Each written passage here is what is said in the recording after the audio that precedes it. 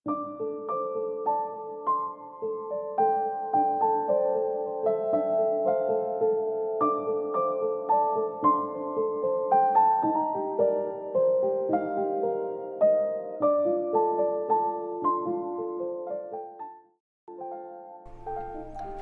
Yesus mengatakan kepada ke-12 muridnya dalam Matius 24 ayat 37. Sebab sebagaimana pada zaman Nuh, demikian pula halnya pada kedatangan Anak Manusia. Yang dimaksud oleh Tuhan zaman Nuh adalah peristiwa yang terjadi pada zaman Nuh.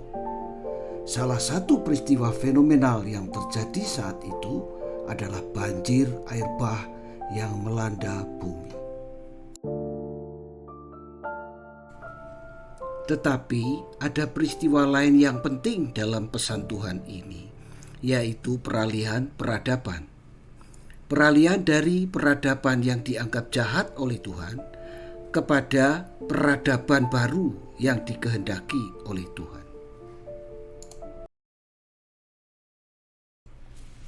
Melalui surat Rasul Petrus, kita dapat memperoleh perspektif yang lain tentang pesan Tuhan ini. Dalam 1 Petrus 3 ayat 20-21, peristiwa banjir besar Nuh dijelaskan sebagai masa pemurnian atau kiasan dari baptisan air.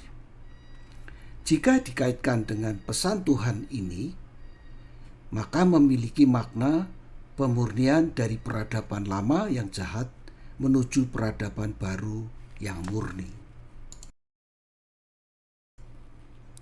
Karena itu, zaman gereja-gereja yang terpecah sekarang sedang memasuki masa pemurnian melalui air bah akhir zaman, menuju peradaban baru, yaitu kerajaan Allah.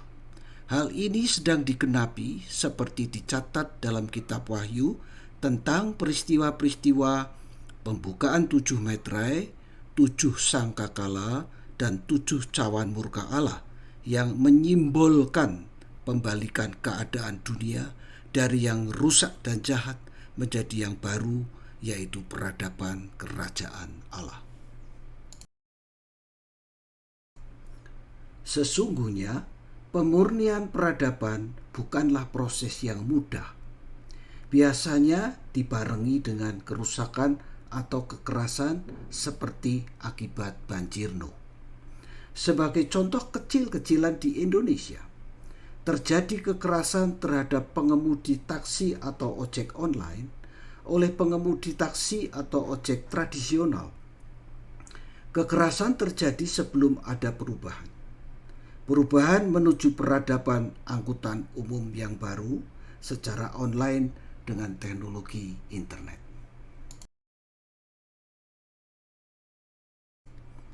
Seperti pada zaman Nuh, banyak orang tidak percaya akan adanya banjir besar dan menganggap Nuh sebagai orang yang tidak waras.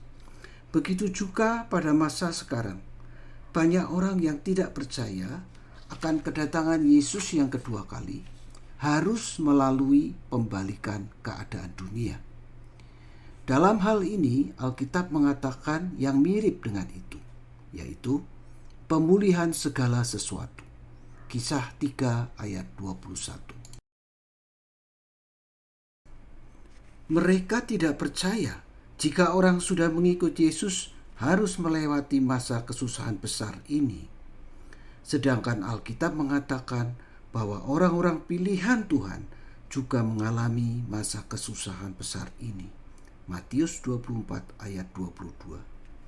Dan hanya mereka yang bertahan sampai kesudahannya akan diselamatkan. Matius 24 ayat 13. Namun, mereka yang memahami bahwa orang percaya akan melewati masa kesusahan besar dianggap sebagai orang bodoh. Apapun alasannya, Tuhan Yesus mengingatkan kita untuk tetap waspada dan bersiap-siap menghadapi masa kesusahan besar sebelum kedatangannya tiba. Karena kedatangan Tuhan tidak seorang pun dapat menduganya. Dalam Matius 24 ayat 44, Tuhan Yesus berkata, "Sebab itu, hendaklah kamu siap sedia, karena Anak Manusia datang pada saat yang tidak kamu duga." Pesan ini mengajarkan kepada kita bahwa kesiapan, iman, dan ketaatan dalam kasih sangatlah penting, karena kita tidak tahu kapan kedatangan Tuhan yang kedua kalinya. Sebagai umat Kristen, kita dipanggil untuk hidup sesuai dengan kehendak Tuhan dan mempersembahkan diri sebagai korban yang hidup, yang kudus dan berkenan kepadanya. Kita juga dipanggil untuk memberitakan kabar baik tentang keselamatan yang diberikan melalui Yesus Kristus kepada orang lain, dan melayani sesama dengan penuh kasih, saling mengasihi dengan kerendahan hati. Dalam hal ini, kita dapat membantu mempersiapkan peradaban baru yang murni, yang dikehendaki oleh Tuhan, dan bersiap-siap untuk kedatangan Yesus yang kedua kalinya. Kesimpulannya, pesan Tuhan mengenai zaman Nuh dan peristiwa banjir besar memiliki makna yang lebih dalam daripada sekedar sejarah.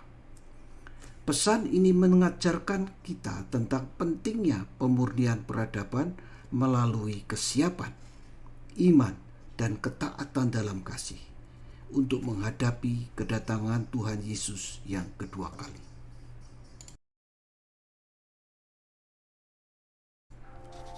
Sebagai umat Kristiani, jangan pernah melalaikan dasar yang utama, bahwa hukum yang utama adalah undang-undang dasar dalam kerajaan Allah.